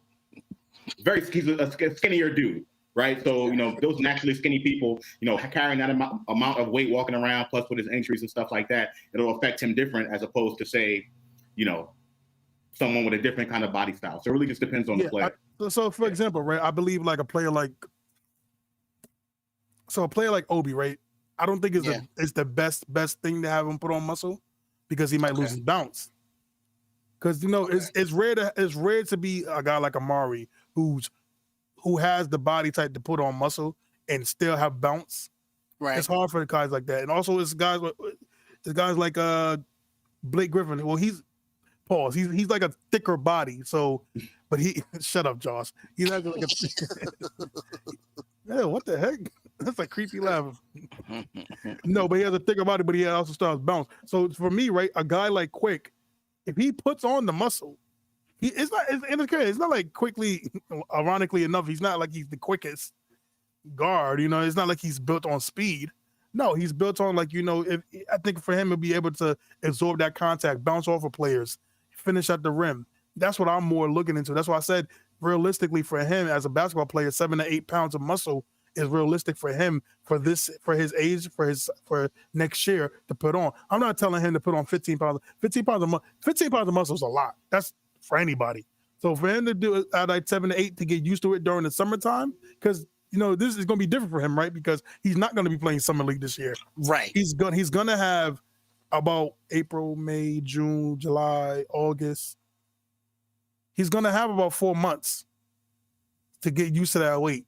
Until they, and maybe, September too, because they're going to probably go back mid-September, so he got about 4 to 5 months to get right with that weight. Let me ask you, learn how to play with it. Would you recommend the same thing for Trae Young? No. Why not? Well, for me, Trae Young is what happened? They're about the same size. Are they really? I thought Trae Young was like 6'1". Same body type. Yeah, same body types. It's just about the same size, same structure. So I think for me, right, Sim, is different because he's how can I say it? His production is better. Yeah, his production is better, and he's a point guard. And I know that doesn't. I'm trying to make it make sense when I say he's a point guard because his court awareness, just his style of play doesn't really concern me that he's not muscular or he's not. I tend to think for a guy like Quickly, I agree with you that the muscle and the strength can help him absorb contact and be able to score. I just want to see it happen naturally with him because, at some point, I want him to be able to play with it. And right now, he's still he's adjusting to the NBA. I think I'd like to see him put on more speed, and putting on some of the weight could help him be a little bit faster and put on more speed. I don't want to see him lose his flexibility. So I would just have him gain the weight naturally. Just let it happen naturally through him lifting weights. And if he gains it naturally, through lifting weights and playing, and he gains 8 pounds, then so be it. I don't want to force it on him. No, I think for him, Sam, if he just if he wants to get, we're talking about diet now, but if he got a good diet of protein and just weight room, like you said, we know you be going to the gym once or twice a month. We know that. We get it. Ask Joyce about me. He be watching. We know. But anyway, Emmanuel Quickly collectively he gets a B- when I add up all the scores. He has about a B-, which seems pretty fair for Emmanuel Quickly. All right, I think I'm giving him a C, a high C, a very high C. For me, the shooting, just the shooting percentages, I expected and wanted him to take a leap in that area. 2 areas. I wanted him to take a leap in his shooting percentages, and I wanted him to take a leap in, just learning how to run a basketball team. I felt like he showed some signs of running a basketball team, but the shooting percentages, he continued to struggle. I think a lot of it is due to his shot selection. You know what I mean? And, sometimes he, takes difficult shots. Finds himself in a situation where he's got to take difficult shots. So I kind of knock him down a bit for the shooting percentages. But some things that I really like that I've seen. I like that he's keeping himself grounded. He gets to the basket, gets in the lane. He's staying on his feet instead of automatically getting in the air looking for that floater, right? Which is giving him the ability to keep his dribble and find who's open. And I think that's going to be a big part of his basketball game going forward. Being able to stay grounded and keep his dribble. We've seen a couple of games where he gave up his dribble early, but for the most part, I think he's learning on the perimeter, right. But for the most part, I think he's learning how to keep his dribble, and that's going to go a long way for him because now when you learn how to keep your dribble and you're not in flight too early, you can make the decision of when to go in flight or when to pass it, or do you dribble back out, or do I float it? Do I do a pull-up jump shot? Because you have the ball in your hands and you're still grounded. Once you get in the air, there's only so many decisions you can make once you get in the air. You know what I mean? But the question is, do you see? Oh, go ahead, Gavin. Go ahead. I haven't heard from you. Go ahead. No, I was just gonna ask the question. I'm gonna say because of IQ's natural tendencies and the roles he's played for the majority his basketball career, do you think it's to his benefit to keep him in that scoring role as opposed to trying to mold him into a point guard? I think that you continue to teach him what it takes to be a point guard and let his game speak for itself, right? And then I think it'll be determined that way. You know what I mean? So keep the ball in his hands then. And he's 6'3", though. Can he play off ball at 6'3"? I mean, that's. I think if you have, let's say he's out there with RJ and RJ's being the main facilitator at that time, I think maybe he can. You know, if you have a longer player who's facilitating for you, I think maybe he can. You know, just as long as he can match up defensively with, you know, somebody. Yeah, I'm not really worried about that because you got guys like CJ McCollum that's like 6'3". He's not really tall. He's probably one of the shortest shooting guards in the league, honestly. There's other players too that are can't really think of anything with CJ McCollum, but there's a few of them that are out there that are shooting. Too is kind of short as well. Yeah, so there's a few of them out there. But hey, guys, I'm going to head out because last time I was stuck at work. Shut up. No, it's a great guys, man. I know great job today, Sim, Queen, Nugget Head, Josh, Island Boy. Now y'all have a good one, man. I'm gonna see you later, man. All right, appreciate the time. And upon his exit, we're gonna have a grand entrance, my man. All right. Black is time. Go in the building. Let's move on to Obi Toppin, ladies and gentlemen. Obi Toppin. I know there's going to be a lot to be said about Obi Toppin because it directly relates to Julius Randle and because they play the same position. But Obi Toppin in 2020, 2021, he averaged 4.1 points per game, 2.2 rebounds, 0.5 assists. He shot 49.8% from the field and 30.6% from the three-point line. He was 62.9% from the free throw line, and he played 11 minutes. In 2021, 2022, he averaged 9 points a game, 3.7 rebounds, 1.1 assists. He shot 53.1% from the field. He shot 30.8% from the three-point line, and he was 65.5% from the free throw line, and he averaged 17.1 minutes per game. Couple of season highlights for Obi. He won the slam dunk contest. He set a career high multiple times. It was 20 and then 30-something and then, of course, 42 points. He scored 42 points in the game. His last 5 games of the season, he averaged 27 points, 6.2 rebounds, 2.8 assists. He shot 55% from the field and 46.3% from the three-point line. That's Obi Toppin. That's his season, ladies and gentlemen. Steph, your thoughts on Obi? I'm gonna give Obi a B minus. You know, and I'm taking the season as a whole, and instead of the recency bias of his past, 5 games. I thought, that's so.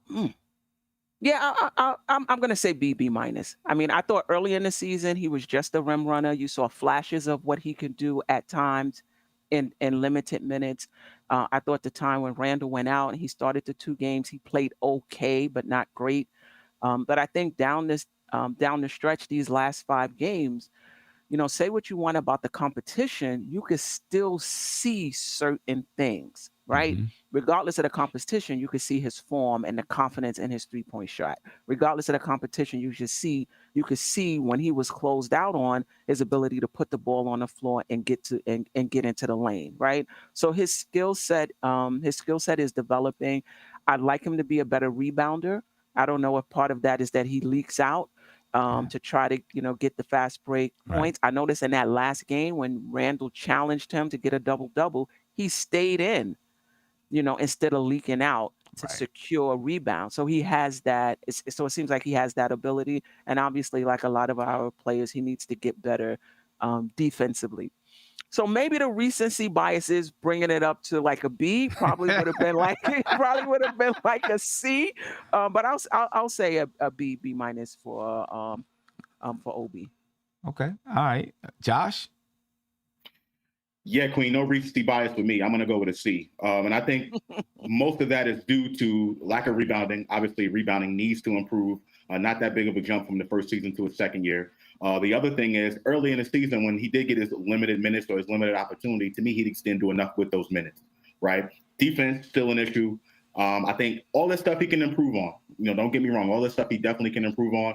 But to me, I'm taking all that into account for the entirety of the season. And I think, the last, 5 games or whatever, a couple of weeks of the season, he played really good basketball. But I just want to see a little bit more of that in the limited minutes that he got early in the season. And that's why I'm going to go with a C here. Not to mention, here's one of my, someone I wanted the Knicks to draft. I'm still sticking by that. I believe he can be a starting power forward in the NBA. But totality and season overall, I'm going to go with a C. Okay. All right. Gavin? Same for me, also a C. One of the biggest things for me was the fact that even that he alluded to that he played with a scared mentality for most of the season because he was worried about getting pulled and worried about, if I make a mistake. And I just think, like I always say, that's one thing I at least credit IQ for is he's just going to go out there and play his game, no matter if he's not scared to make a mistake. He's not worried about getting pulled, things like that. So for me, I think that ultimately affects how you approach and how you play the game. And that will show your comfortability on the court. I will say I was wrong, though. I didn't think that Obi could go give you 20 and 10. And he showed us over these last 5 games that the ability is there. And I think the biggest reason for that is because because Julius isn't playing, he knows he's not getting pulled. So he plays with a lot more freedom. And for me, I would like you to have that freedom, especially when you're only getting limited minutes, to go out there and put in, not saying he's not giving his best shot, but play with the comfortability and the freedom of, I work on this. This is what I'm going to do. And to me, defense needs to get a lot better. Defense needs to improve drastically. But overall, I think he had an average season. He started out, like Josh said, in limited minutes that he got, he didn't do much with it. In the latter half of the season, I say he took full advantage of those minutes, and I think, in my opinion, it definitely earns him more minutes next year. Okay. All right. No question. Tony. What's going on, everyone? Fellas, Queen. What's your name? Postcat. Appreciate you letting me join the show. I know. Obi, if it wasn't for the past, 5 to 10 games or so, I probably would have gave him a C+ still, because I think we all could see the improvements that he's shown throughout the season. Even defensively, I think he showed some improvements. I think the fact that he recognized his confident issue and admitted it, I think instead of taking points away from him for it, I kind of give him props for it, because that's something that you got to recognize and got to overcome. The fact that he stayed ready and took advantage of his opportunity, I boost him up to a B as well, just because you still got to do it when you get the chance to. And he absolutely did that down the stretch. So, yeah, I give him a solid B and look forward to him improving upon that. Yeah, okay. Gavin, what did you give him? Gave him a C. I gave him a C. Gave him a C. Okay, all right. Cornerstone Kev. Yeah, I hate Gavin because he put a good thought in my head by what he said. I got to give him a C too, and it's Gavin's fault, because you can't play in this league scared. You can't, because you're totally right. When IQ didn't give it, could care less what anybody was thinking. He just played his game, and I don't think Obi, did that. That being said, I loved what he did this year. I really did. You could see when he has minutes that boosted up his confidence, and you saw what you saw with towards the end of the season, and I wouldn't mind him being our starting power forward. I really wouldn't. I think he is going to be a starting power forward in this league. So again, I'm going to give him a C. There's a lot of hate for this kid in the chat, but it is what it is. Okay. See, I'm a little bit torn between a C and a B with Obi. right? You know, I want to go with a B because I look at his numbers, right? I mean, you know, he got 6 more minutes per game, right? You compare it to Emmanuel Quickly, who got 4 more minutes per game, but his scoring output didn't really change much because of the shooting percentage. I look at Obi, he got 6 more minutes per game. His scoring output more than doubled, right? I would like to see his rebounding go up, right? His assist output more than doubled. He shot 4% better from the field, and while it's very, very, very super minimal, right? He shot, 0.2% better from the 3-point line. But it was 11, 18% at one point, Sim. I know. So he worked hard to get it even to that. Exactly, because he was way down there at one point. Man, it was real bad. So he did, yes. He had to work hard to get it up to 30.8%. Y'all had his bags packed. Let's be real. I mean, y'all were really, yeah, you had his bags packed. Somebody had his bags. Still do, perhaps. You never know. You never know. Everybody's back. Right. Well, that's true. That's true. Yeah. But be honest. Y'all were not happy with his performance last year. Y'all weren't, right? Cab, last year was different. Yeah. Last year he got a D-. Yeah, last year was different. I mean, last year was real different. So I'm a little bit. So what conflicted. changed your mind this year? Well, hold on. Can I finish? That's what I'm talking about, Julius Randle. Can I finish? So that's why I'm conflicted because I feel like with the minutes that he did get, the extra minutes he did get, he put them to use. But then like early in the season, he did play scared, and maybe it's because he felt like he was going to get pulled. But he played kind of scared. He played kind of nervous. I don't know. I think I'm just gonna go with it like a B-, I guess. Somewhere around there is what I think he probably earned this year. And obviously, at the end of the season, he played really, really good basketball. One area though that I'm still very concerned about is that he needs that guard out there on the floor. If you even reckon, even during the stretch, these last 5 games, when Quickly wasn't out there, he struggled to get his shots, right? Or he would be relegated to just shooting it from the corner. And if he's not hitting, then what? When Quickly's out there, he's looking for him, right? He's leaking up the floor and Quickly's finding him. Quickly's not afraid to throw it up high so Obi can go get it. They have that kind of connection. That concerns me because let's say Quickly's traded. Now, does Obi have a hard time getting his, and he's a starting power forward. Does he have a hard time getting his 18 and 7? Right. You know what I'm saying? Because you don't have a guard that's looking for him on every single possession, like the way Quickly is, and Quickly finds him. So that's why I get concerned with Obi. And looking in the chat right now, 48% of the chat, those who voted, give him a B. 31% give him a C. 20% give him an A. And again, 2% give him a D. I don't know who that one person is or 2 people voting, but they give him a D. I don't see how he gets a D for this year. So when you look at the overall grade, it looks like he gets about, matter of fact, let me go ahead and add that up.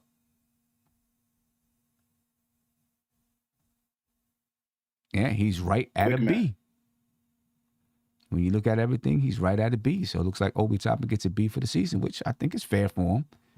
And listen, to go from a D- from a D- to a B.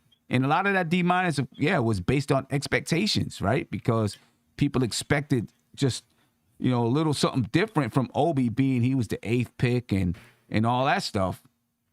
The expectations were a little bit different, but go from a D- to a B, that's good. Tony?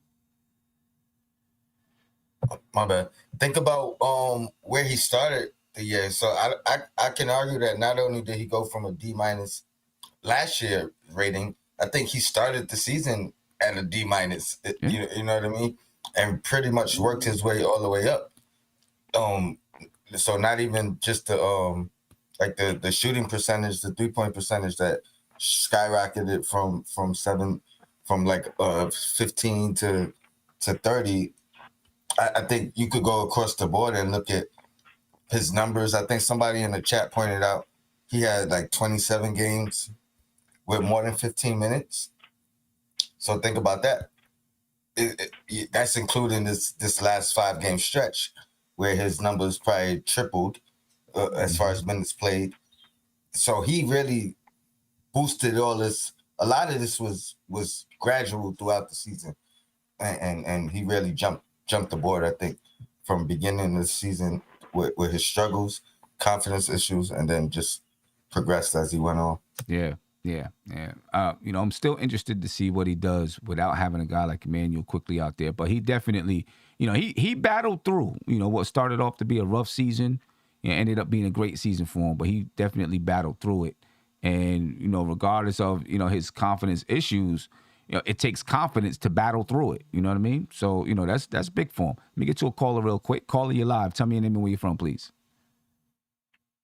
Hey, this is Big Reaper. Big Reaper. So, thank you for yeah, I called yesterday. Yeah, Big Reaper in the building. What's going on, man? Man, I just wanted to, heard the conversation, and obviously this year I guess I'm more like a Obi apologist this year, because last year I definitely thought he struggled a little bit, and especially on the defensive end. But this year I kind of feel like, it's like as you kind of look into the numbers, his numbers closely, you kind of realize he's actually he's pretty effective on the defensive end. And then, of course, he's really efficient on offense. So I think just because of that alone, and and combine that with the fact that the coach really didn't, I don't feel like they used him very well this year. Like early in the season, they used him in some pick and rolls, and then it kind of went away from it. And then and they just kind of stuck him at the 3-point line, in the corner, kind of given that situation where they weren't really trying to maximize his ability, and for him to still be efficient and be pretty good on the defensive end. I definitely would give him an A-. So, okay. I mean, that's just where I'm coming from with it. I think, he had to battle through a lot, like I said, they weren't using him properly. And, it's just and then you had Julius Randle in front of him, who's getting 37, 38 minutes a game. 35 minutes a game. Okay, 35 minutes. That's still a lot, right? What does that give him? That leaves him 13 minutes a game? That leaves Obi about 13. He ended up averaging 17 this season, 17 minutes per game. Obviously during those last 5 games, he got major minutes, but for the most part, he averaged, 17 minutes a game. He would, things fluctuate. Some nights it'd be 13, some nights he might get 20. You know what I mean? In the regular rotation, you know what I mean? During the regular time of the season. Yeah. I mean, Tony Crow made a good point, because the minutes he's been getting lately, it really skews the average, right? Because, but if you really look at it, because Tony Crow was saying, 27 minutes 27 games or something like that, where he played 15 minutes or more. That's not a lot, So it's really kind of when he does play, when the coach do play him, he does play him, especially the last few games where coach has been playing almost 40 minutes a game. So I think that skews the average a lot. But if you think about it, the bulk of the season, he's been getting I see a lot of games where he's getting 8 to 10 minutes, So, but I think the last couple of weeks really skews the average to make it seem like he was really playing a lot. Well, 17 minutes seems pretty good. Yeah, I mean, but I think he did. I think he was around there because, it's really, you're talking about 5 games at the end of the season, where he was getting, heavy minutes because Julius Randle wasn't there. And then, I mean, when you look at his minutes, I'm looking at his minutes now, for this season. I mean, he started off with, the first game of the season, he had, this is Obi. He had 28 minutes the first game, 23 minutes the second game. It kind of fluctuated, anywhere between 12 and 15. So he was getting some good minutes early in the season. I can go through a stretch: 20, 15, 15, 17, 14, 13, 21, 13, 16, 11, 18, 20, 19, 23. This is before Christmas. So play the kids, Sam. So he was getting some numbers. You know, they did fluctuate. They did fluctuate, but he was getting some numbers. Again, you know, 21, 27, 45. Then he drops down, right? 9, 9, 9. Then he jumps back up there to 14, 16, 18, 15, 21, 14, 18. You know, so I don't think those 17 minutes are just, you know, from the last few games because, you know, you look at the numbers that I read, and then you look at the last 5 games, you got 30, 35, 43, 38, and 40. So I don't think those 5 games skew it that much when you look at some of the other numbers that I read. Right. You know what I mean? So, you know, they were definitely up and down. There were times where he only got 9 minutes, times when he only got 7 minutes, but then there were times where he did get, you know, 28, 30 minutes. So they were up and down. They weren't I don't consistent. know, like, how many times did he get 25 or more minutes this season? 25. I mean, I don't know how many times he got 25 or more, but to say that, not a lot. But to say, I mean, because you just said that 17 seems like a good amount of minutes, and what I just showed you, it is a decent amount. It's not too terrible. Like, right. I do wish, given his talents, I did wish he had more. But I agree, it's like second-year player. I don't think it's too crazy if you think about it, but. It's not too bad, and we'll see if next year he should next year. I think he's proven that he deserves more, so we'll see how Tom Thibodeau manages that. See, that's where I think the question is. A lot of people get mad about this season. I think the question comes after looking at the season in its entirety.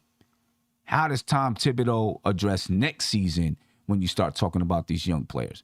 That's where I think the question really lies. I definitely agree, too. I think, you know, a lot of people's frustration also comes in. Like I said yesterday, you look at basically 3 top guns this year, Randle, Burks, and RJ Barrett. Those guys are shooting like 40, 41% from the field. And so they were just looking for the coach, especially at the power forward position. If he's like, with Randle struggling the way he did, people thought like, you know, I think a lot of people felt like rightfully that they should give this kid more of a shot because the name of the game is efficiency, and like our top 4 players are just atrocious, you know, when it comes to that department. So you got to get the ball in the hands of the people that are most efficient on your team, and at least try to get the ball. I'm not saying to make them like the focal point of the offense, but you got to help yourself out, right? Yeah, you know, so I agree. That's all I'm saying. Like if you look at Obi and RJ, and Big Reaper, I appreciate your time, man. Appreciate your call. Yeah. If you look at Obi and RJ, you know, you might say, well, you know, Obi's got a better efficiency, so we got to make sure Obi gets the ball. But is Obi creating anything? Right? I mean, you know, is Obi efficient because he's getting dunks and he's getting leak outs and he's getting fast breaks? Is that the reason that he's efficient? What happens if you give Obi the ball and say, go for yours? How efficient is he then? He won't be, right? Because he doesn't have the skill to create that kind of shot. So I think we have to look at it that way. It's not just he shot 53% from the field. How do you get those 50? How do you get those buckets, right? Off of lobs and fast break dunks. You know what I mean? So I think you've got to look at it that way, you know. And I know, okay, RJ shot 41%, 40% from the field, 40.8% from the field, or whatever it is. I'm still going to get the ball to RJ. Right. To make something happen, not Obi. Because RJ is going to make it happen for Obi. You know what I mean? And then Obi might get the sweet percentage, but it's because RJ made it happen for him. Same thing with Emmanuel quickly, right? He's making it happen for Obi. Right. You know, so I think we got to take that into account. Yeah, Steph. And to your point, I think Tibbs has to figure something out next year. Right. This year, I don't quite get the issue over Obi's minute. He plays the same position as Randle. And as bad as Randle is, a coach is not going to say, okay, I'm going to sit you 28 minutes so Obi can get 20 minutes. A coach is not going to do that with a player coming off the season he had. Now, I would have liked in those games when Randle wasn't playing well and when Randle was imploding, if he would have gave Obi some more minutes in those situations. But just we're going to share minutes throughout the season, that's never going to happen. And even next year, he's going to have to play a small ball lineup or move one of them to the 3 or trade Randle in order for Obi to get more minutes. It's just not, how can it happen if they're both playing the same position? Right. So it's that's going to be really interesting to see how it works out this summer. I don't know, what Tom Thibodeau was thinking. I don't know what the coaching staff is thinking, but I agree with you. I know we were having a conversation about, the other day about, Obi and Randle and Mitch and RJ and Emmanuel quickly, but realistically speaking, that's not going to happen. Maybe spot minutes. So yeah, where do you find the minutes? Where do you find 25 minutes for Obi? Does he deserve them? I think so, but where do you find them? It's going to be a difficult one. Let's move on. I just seen I Am Jarrell talk about Mitch. Said let's keep the same energy for Mitch. So let's talk about Mitch. All right, let's move into Mitchell Robinson. All right, Mitchell Robinson. Last season, he averaged 8.3 points per game, 8.1 rebounds, 1.5 blocks. He shot 65% from the field. Obviously, they were all at the rim. 0% from 3. He has not attempted a 3-point shot in his career as of yet. He shot 49.1% from the free throw line, 27.5 minutes per game. That was last season. This season, 21-22, 8.5 points per game, 8.6 rebounds per game, 1.8 blocks, 76.1% from the field. Again, did not attempt a 3. Shot 48.6% from the free throw line, and he averaged 25.7 minutes per game. All right. He tied his career high in rebounds at 21, tied his career high in offensive rebounds at 10, tied his career high in steals at 4. I don't know if there are any other season highlights for Mitch. He was definitely an offensive rebounding demon this season. There's no doubt about it. There were a lot of times when he kept us in the game through his offensive rebounding, until somebody could get hot. Obviously, he's up for a contract this year. Steph? What do you I'm think going about C Mitch? plus with Mitch. I don't know, that's kind of low. And Tony, I hope you still co-host the show with me later on. Mitch is one of those high ceiling, low floor guys. One game you're gonna get 10 points, 20 rebounds, and another game you're gonna get 9.6 rebounds. I haven't seen much improvement. If you look at his numbers from last year to this year, he's still 8 points, 8 rebounds. He doesn't play well out on the perimeter. He's not as good a defensive rebounder as I would like him to be. But that being said, there are times when he impacts the game on the defensive end so much, you don't even care if he never scores a basket the rest of his career. Like, that's how dominant he looks some games. And you're like, wow, we got to sign this guy right now. And then 2 games later, he's pedestrian, so right. I'm a little over Mitch. Anyway, I ain't gonna get into my analogy. Mitch, C plus for Mitch. Maybe y'all could convince me to change it to a B minus, but right now it's a C plus. C plus for Mitch. Uncle Fulio. All right, real quick, Sam. I'm going to look at this from the standpoint of who Mitch is as a player and not what I hope the Knicks have at that position. Because I think that's a little bit unfair to Mitch, right? He's not a shooter. He's not any type of shooter. He's not going to go get buckets. But for what he does well, defend, protect the rim, offensive rebounding, all that is a plus for me. The only difference between last year and this year is health. He has been fairly healthy for the most part of the season. For that alone, I'm willing to upgrade him from a C to a B. Obviously, like Queen said, still needs to improve in some areas. Defensive rebounding definitely needs to improve. More consistency throughout the season instead of having these 3 games where he's basically dominant on the defense end and getting his buckets inside, put back dunks, whatever, but then becoming pedestrian a couple games later. So for me, the thing that's separating him from the next level is just consistency day in and day out, being that dominant force down low. But for right now, I'm going to give him a B, and that's only because he's been more healthy this season than he was in the previous season. Okay. All right. Gavin? I give Mitch a C plus. The biggest thing for me is the inconsistency, and I mean, on the defensive side, he played above average, very good for most of the season. But I mean, offensively, kind of like Obi, if you're almost playing with Mitch, you're almost playing like 5-on-4 on offense because you can't look for him inside. And I mean, the only time that he's really going to get, offensive production is if it's either putbacks or if somebody's feeding him the ball on the lob. But if we don't have a point guard who's looking for him on the lob, I mean, he's really just giving us defense. I was happy that finally he was healthy this year. I think he played 72 games this year and only missed 10. But still, for me, I mean, there's not much improvement besides health-wise, from year 1 to year 3. I just looked, his block numbers also went down every single year since his rookie year.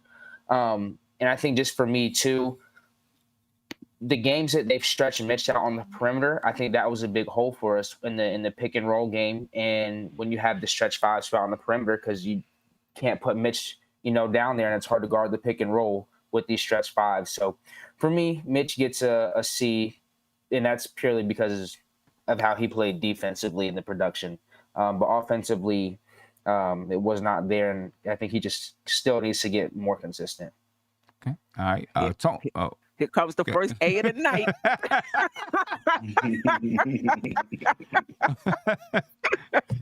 Oh man, I want to give him a B plus, to be honest, but I'm actually gonna go with a B. And the only reason I think it's a B and not a B plus is that maybe first, I don't know, maybe 15 game stretch where obviously he didn't adjust well to the way he put on. But as small as it is, you could look at the numbers and they went up all across the board except for free throws, which is a problem. And his minutes actually went down and the numbers went up. So not only that, though, I think we've all seen more from Mitch this year than we've seen throughout his 4 years, right? We've seen him attempt a hook shot. We've seen him put the ball on the floor. We've seen him go behind the back. We've seen little glimpses of what is to come, I think, And I think he's been real solid. I think he's changed the game on the defensive end once he got comfortable, once he lost a little bit of that weight and then readjusted to his form. Gavin pointed out 76 games this year, most of his career. So, you can't really, now you get nervous anytime he hits the floor, but you can't really, you got to give it up to him. This was not an injury-ridden year for him. So hopefully he could keep that up and keep that trajectory. But solid B. If it wasn't for that early stretch, I'd give him a B plus. Okay. I'm with Steph and Gavin, a high C, like a C plus. I do like the fact that he was there for 72 games. The biggest thing for me is I just don't see where he expanded his offense. You know what I mean? And that's the one thing I really want to see from him is expand his offense, because I believe that I think his stats I think go up all the way around offensively if he expands the offense. I think he keeps his rebounding the same. His points go up. His field goal percentage goes down a little bit. You know what I mean? And maybe even his rebounding numbers do go up because you can put him in different positions now out there on the floor. On the offensive side, he already gets a lot of offensive rebounds anyway, so he's going to be in position. I just think he'd help the team all the way around, and he'd help himself all the way around, and he'd make himself that much more marketable if he added, just a nice drop step jump hook. The ability to shoot it from the mid-range, shoot it from the elbow, and knock it down. It opens up the offense significantly. You know what I mean? And so that's where I'm just I keep him. I'm at a C plus with him because I didn't see the offensive expansion. I think we have, though. I mean, granted, it wasn't throughout every game. It probably wasn't even one move per game, if you averaging it out. But I think you might have seen a move a week at the very least. You know what I mean? Not enough. All right. Probably every 2 weeks. But one part of his game he did expand offensively is getting that rebound, securing it, going back up strong. You know, there was a stretch where he was looking like Shaq out there. And early in his career, it was kind of what we see with Jericho Sims, where he get that rebound, but immediately he's looking, who can I pass it to? So I think that was an expansion in his offensive game alone. Just being able to go up strong and put it back and quickly. You know what I mean? Before the defense could react. See, Tony, for me, that's actually one of the things that I was going to say. I think that there was a lot of opportunities that Mitch passed up on by not going back up with the ball. Like, it's mainly if he's getting it right at the rim and he's right underneath the basket, he's going up. But if he gets it and he's 2 feet away from the rim, he's immediately looking to give the ball up when he could give a power dribble and, like Sim said, a drop step and go up. So I think at least if he incorporates that, getting the rebound, 2 to 4 feet away from the basket, you don't got to give me a sky hook, nothing like that. But for the most part, when you get the rebound, don't automatically look to give the ball out, because I think that he did leave a lot of points on the board, and the chance to get other teams in foul trouble by not attempting to go back up with those rebounds. Yeah, I think that he has the ability to add a drop step, right? I've seen a couple of plays during the end of the season where, he showed some footwork, showed some ability to, step through traffic and make some things happen.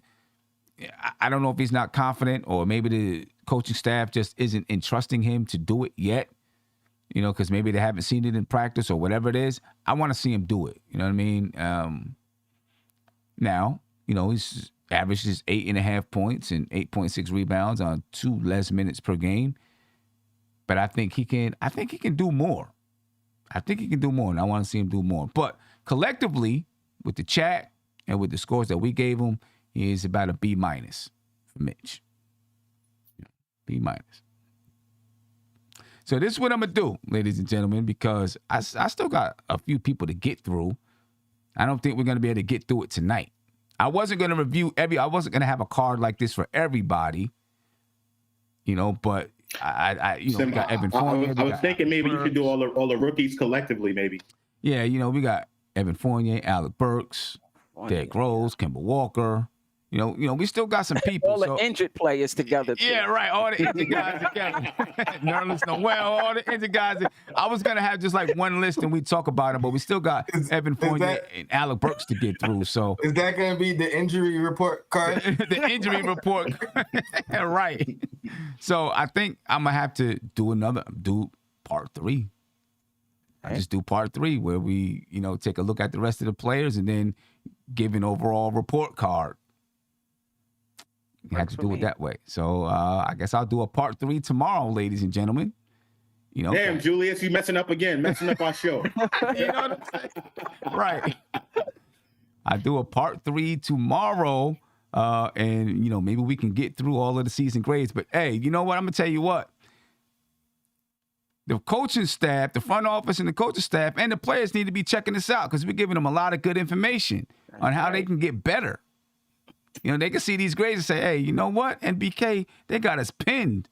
You know what I mean? We need to take a look at this and figure out how we get better, because, we're giving them some good information here. But ladies and gentlemen, we have to finish this up tomorrow.